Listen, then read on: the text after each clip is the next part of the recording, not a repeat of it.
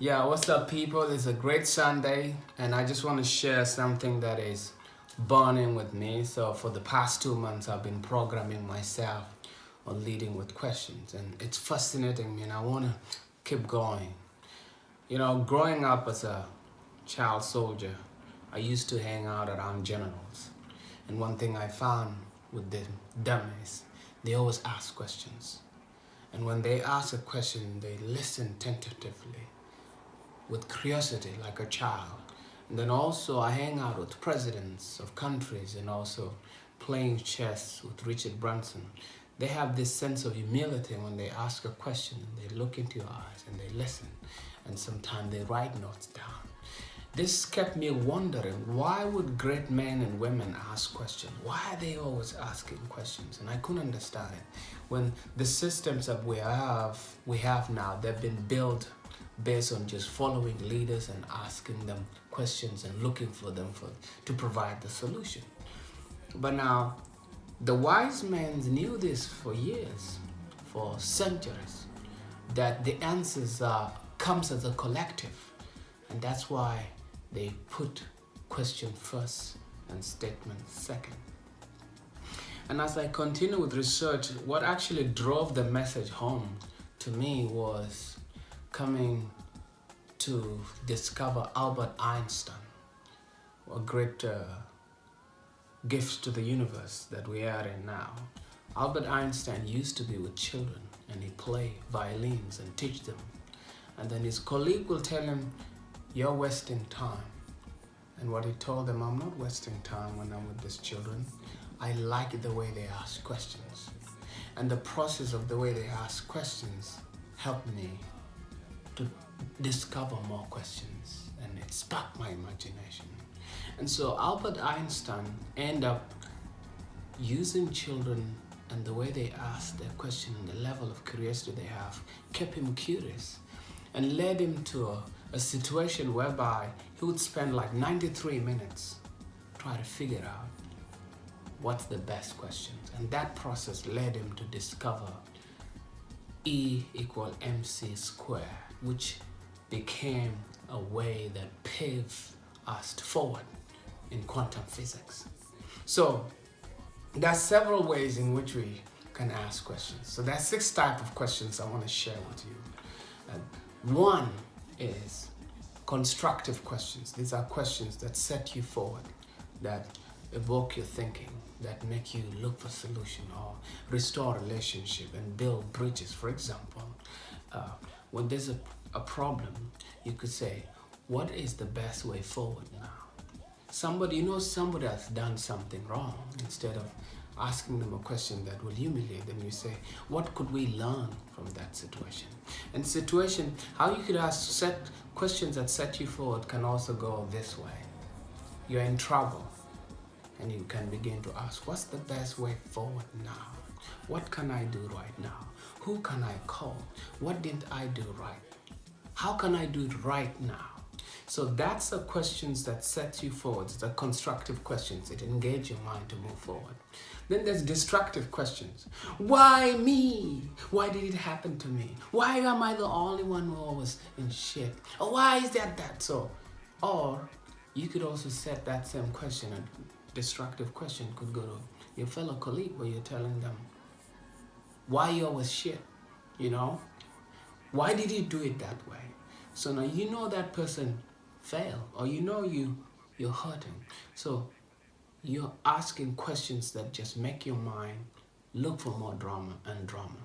So the third type of question is questions that provoke deeper thinking. Now these questions will make us see things that we cannot see easily. So it's to find the unknown that we should know. And once we discover that, we're able to find more opportunities. These are questions that allow us to have time to reflect. And as we reflect, we learn. And as we learn, we find proper solutions. And so that type of questions are the questions that make people prosper. This is the questions that take people forward. These are the questions that unveil opportunities. These are the questions great leaders ask. These are the questions wise men ask. And then there is shallow questions. These are easy questions. that anybody can answer.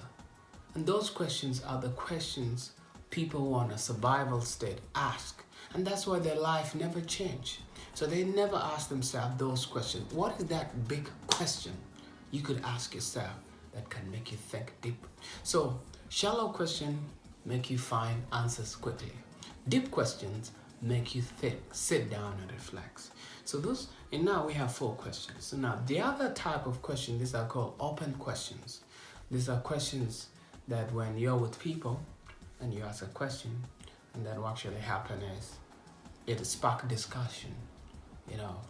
It brings a level of humility where anybody can contribute, or anybody can ask a question, or other people can contribute statements.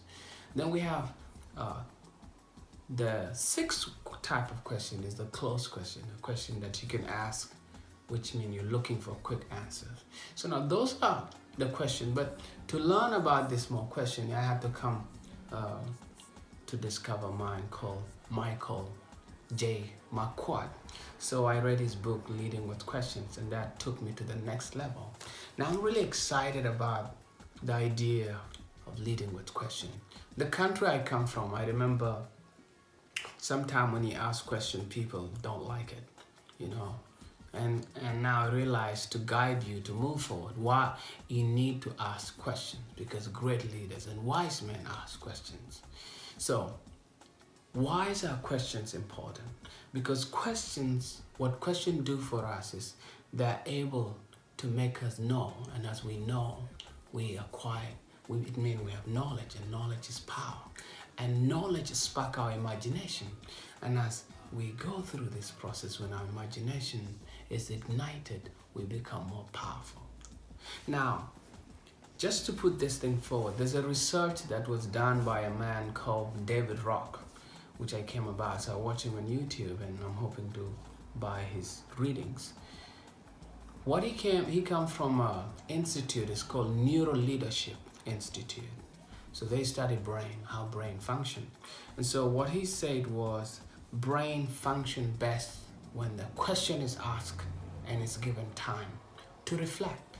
And I can testify to what he's saying, because in my life I came to realize that my brain gives me great job. I mean, I will look at it, great wisdom can be acquired when you're calm, when you're a state in which you are calm and the worries are no longer in your mind.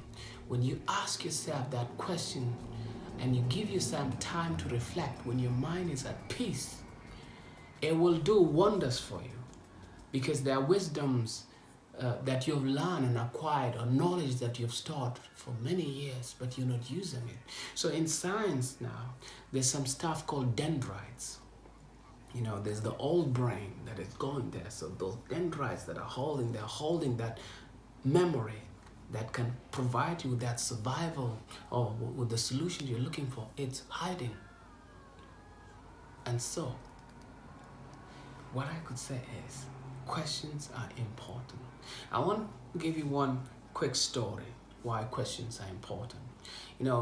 There's the ship called Titanic. It was built at one time, and people thought nothing will ever happen to this. Everybody was excited. The leader or the captain of the ship was given information by other people. There's iceberg, there's this and this that could happen. You're going to hit. What happened is they never listened to those information. They didn't go and ask for more questions. As a leader, you're brought for information. What you should do is ask more questions. Failing to ask more questions and not humble enough and relying on the ship cost life. 1,500 people died in that ship. That would have been prevented if they would have pursued more questions. There's also my story, my childhood stories. We were in a boat that had 250 kids, and a captain came and told one of the commandant, hey, we've reached the red line. We cannot take any more kids. The commander told me it's an order, take these kids and go. And then the captain said, we have a red line. We cannot go beyond this red line. So out of fear, the captain moved on with that boat, which had 250 kids. On the way, 11 a.m., the boat capsized. It went upside down. Only 60 people survived. All of those kids died.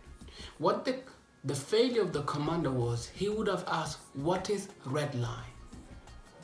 And probably the captain would tell him, red line, this red line means if we reach this red line, it means the boat cannot take any more. And if we take any more, we risk lives. Now, I happen to survive that question. So we as leaders, as human beings, or who we are, is questions can help us move forward. Peace is you. This information is my life is art philosophy, a way of life that I'm living right now, which give me a practice to make myself become a better leader, to lead myself. Bing, bing, bing, bing, bing, bing, boom.